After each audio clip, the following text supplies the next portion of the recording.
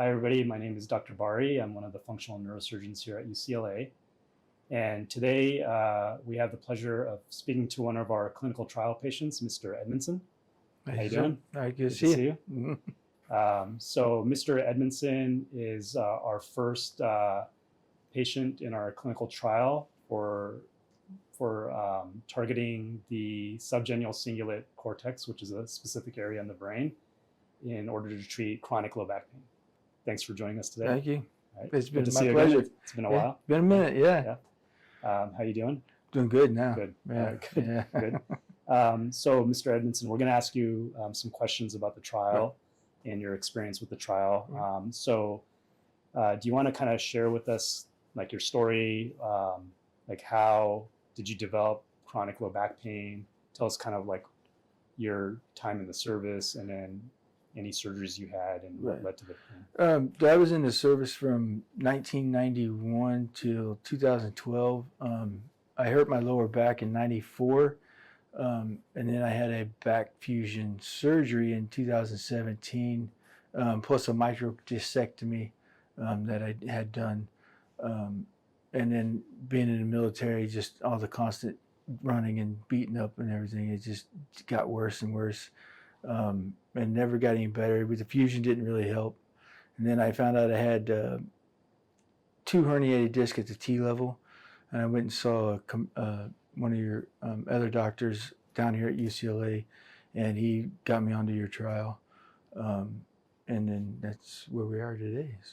And so the first time you heard about this clinical trial was through the spine surgeon. Yeah. Is that correct? Yeah. So obviously you've had surgery on your body before, right? Yeah. For your spine. When you first heard about deep brain stimulation for your back pain, what was your reaction? It was kind of scary. Yeah. That's kind of a scary surgery for brain surgery.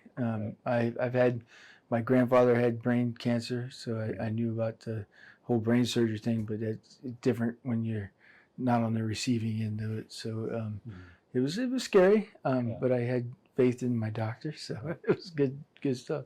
So when you first heard about that as an option, was it something you had to think about, or was it something so foreign or scary? Did it give you pause before you? It did give me pause. Me and my wife talked a lot about it. Kind of did some little bit of research and kind of weighed our options, and I think this was a better option on top of being on painkillers for the rest of my life. So, and it's definitely been a big help. So speaking of painkillers, can you give us kind of an idea of your story in terms of painkillers, and when did you start taking painkillers for your pain? I started taking painkillers when I first hurt my back in 94. It was I think it was like Percocet or something like that. And then I've been on off and on throughout the years, different levels, oxycodone, Oxycontin. I've had pain shots, injections, currently on oxycodone. So yeah, I've had the full gamut of it, and I've been on muscle relaxers and Xanadine and all them other ones. So.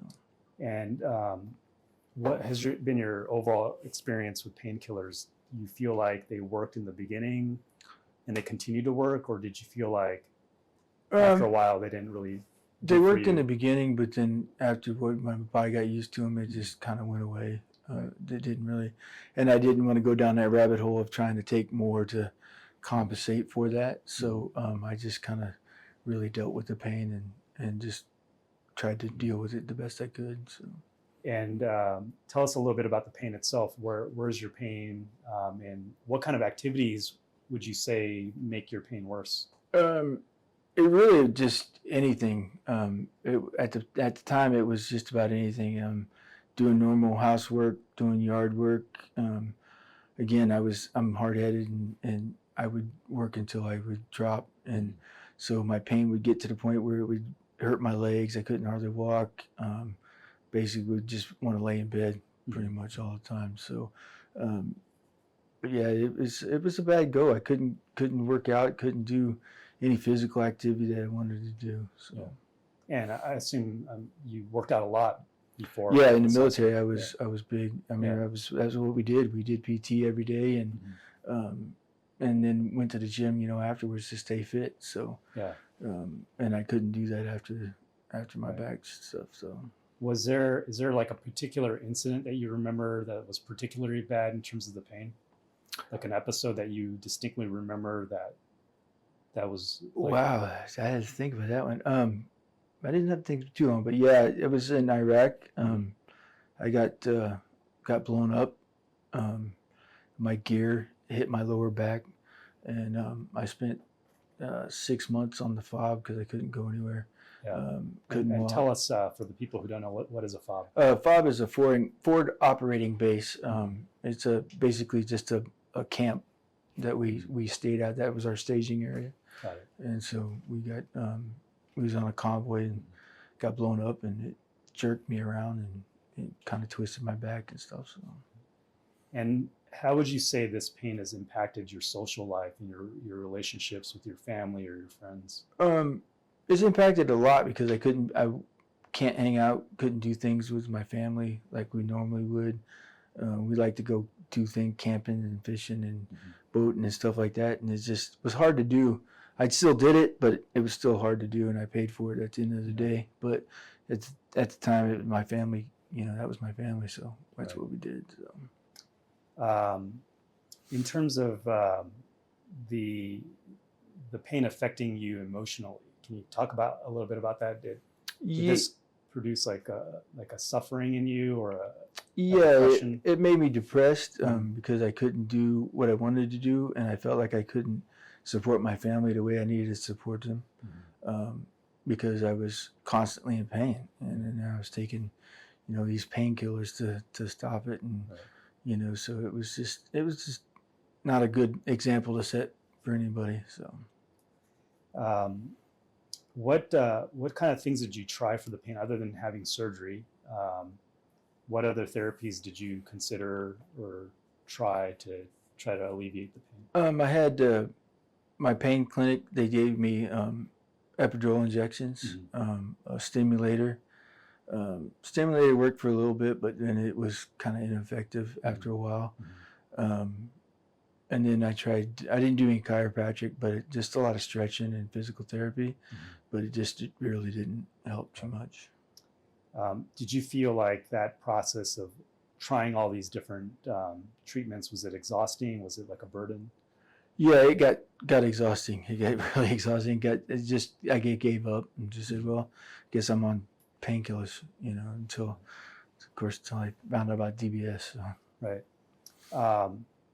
So when you first heard about the trial, it's a kind of it's not your usual type of surgery, obviously, for pain, right? So this is a very novel concept of going into the brain to treat something that's in your back, right? So it's not intuitive, right? It's not something you would think of. People, when they think of back pain, they start to think of spine surgeries, and a lot of people are focused on the back. How did you feel about this idea of going in the brain? Did that make sense to you, or was it kind of a foreign idea to you? It was foreign at first until it was kind of explained, and then it kind of made sense. I still didn't know how that was all going to work out, and I just had to put faith and trust in what the system and how it was going to work, and I'm glad I did. And how did the fact that this is a clinical trial, it's not proven, right? That's the reason we're doing this trial is to understand whether this is something that is actually going to work, which means it's experimental, right? Right. How did you feel about being a part of an experiment or a clinical trial? I felt okay. I mean, it was kind of different, but at the same time, I was like, if this can help somebody and I can be part of that, that's what I want to do. I did 22 years in the military helping people, and that's part of my nature is helping people. I still help people today. So, I mean, if it helps people and it can help fellow veterans and people that have chronic pain, then I'm all for it. So. Yeah, that's really, I would say that's really noble, right? Yeah. Not everybody. So thank you for that. Right. Obviously, that's a huge kind of a sacrifice, right? Like to do something like this. what were your expectations before we started?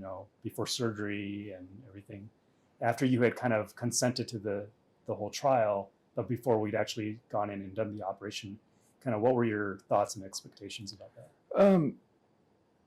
My thoughts were I was hoping it would work, Yeah. praying it would work.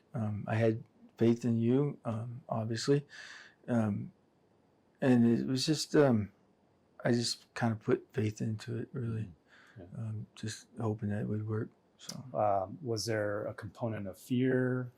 there was at Yeah. first, especially right before the surgery, Yeah. because it's like I said, it's a major surgery kind of deal. So there was a fear there for that, but you helped with that, putting it at ease. So it was So easier. one of the unusual things about this operation is that part of the operation it's with you awake, right? Right, So we're yeah. doing brain surgery.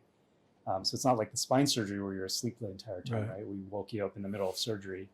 How was that experience? That was different. That was pretty different. It was. I don't remember much of it, but it was unique to what I do remember. I remember you talking to me, and I can remember you. I could feel some stuff that you were doing up here, but other than that, I don't remember much about it. But it was definitely a neat experience looking at the computer screen, and I know I wasn't quite cognitive, but I was still doing the part of the trial. So Was it painful? Do you remember any pain from that? Or the only thing I remember is I think you put something in here, and I felt it, and you were like, "Oh, okay," and then it put me back to sleep. So and that was it. So, Right. But other than that, it was a pretty good experience. So, so when after the surgery and we started to actually turn the stimulator on, tell us a little bit about your experience with that.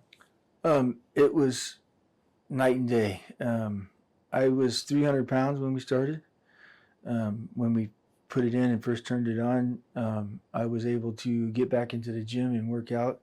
I dropped down to about 268, 270, and was able to get back in the gym and get back on the treadmill and lift weights and train for a hike that I want to do. So that was a good part about it. So. And was this so I imagine in the beginning we didn't really turn it on, Right. And so at that point, did you probably, I don't know, did you notice anything at that point, or was it only after we started? It was after we turned it on. I was still in pain before we turned it on. Right. So, I mean, and then I know we gradually ramped it up, Right, right? right. So did you notice kind of like as we ramped up the stimulation, the better I felt. you felt better? Yeah. Tell us, so that's not a normal experience for people, right? To have Right. wires in their brain, Right. especially for pain. So when people say that it helped them, you've kind of nicely kind of explained the things you were able to do with the stimulator on, but how did it make you feel? Was there, or did it do anything in terms of your emotion or your depression? Good, but yeah, because I do suffer from PTSD, so it helped with my anxiety and my nightmares as far as that goes. It helped with my mood, made me more able to concentrate on doing things and doing tasks that I wanted to do. So it kept me on task, but it did help with a lot of my anxiety and depression that I had due to PTSD as well. So and my pain. So yeah. And was this something that did your family notice a difference, or? Yes, my wife noticed a difference right away. She was amazed at how my mood had changed. I was more like my old self than I was before the trial. So. So other than the mood and the pain, did this influence any other symptoms? Did you feel anything else from the stimulation?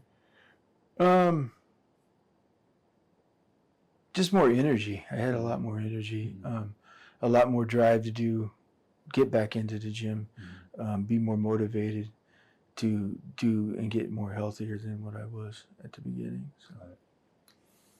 So knowing what you know now, right? So you've undergone an operation, you've had the stimulator turned on, and presumably at some point we've also turned it off, although we don't know. We're still blinded to that. what would you, if you had to go back and do it again, would you do it again? Absolutely, 100%. And if other people were potentially interested in this trial, what kind of advice would you have for them? I would tell them to definitely do it. Mm-hmm. I think your office gave my information out to one person. He contacted me. Mm-hmm. I talked to him about it and gave him good advice and told him that, you know, I would definitely seriously think about doing it. I told him my experience with it, and he thanked me for my advice. And I don't know if he did it or not, but yeah, I would definitely 100% recommend it to anybody to do it. It's helped out a lot. What if any challenges were there?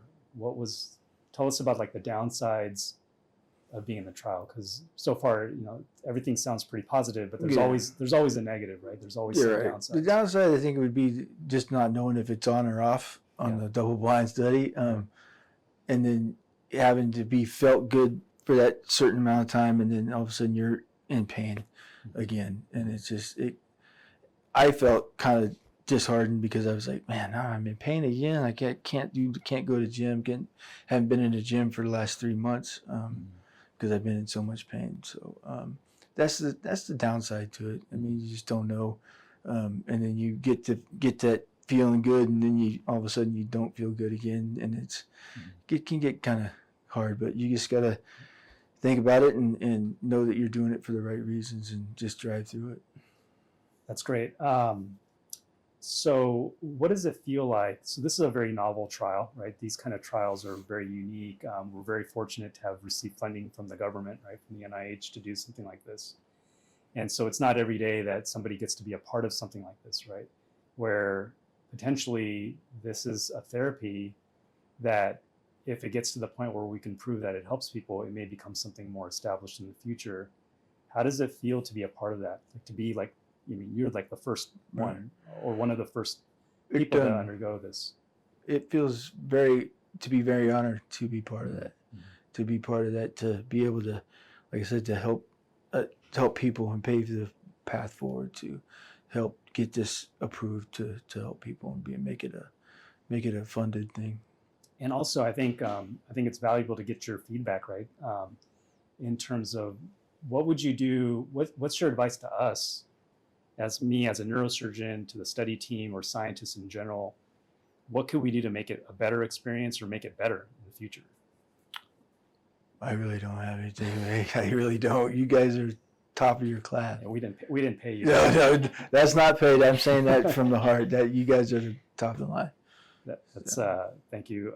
And it takes a big team, right? So obviously, everybody involved in the team has been great. It's a large trial with multiple investigators, and you know, Dr. Krall was here earlier. Right. Yeah. He's played a huge role in this. Dr. Paradian at UT Southwestern is also a co-PI on this. Is there anything else you want to add? Any other thoughts? No, I just thank you guys so much. Welcome. It's been a blessing. Thank you. Yeah, it's been a blessing. I appreciate you very much. Thanks. All right. All right. Thanks, sir. Yeah, you're welcome. Thank you.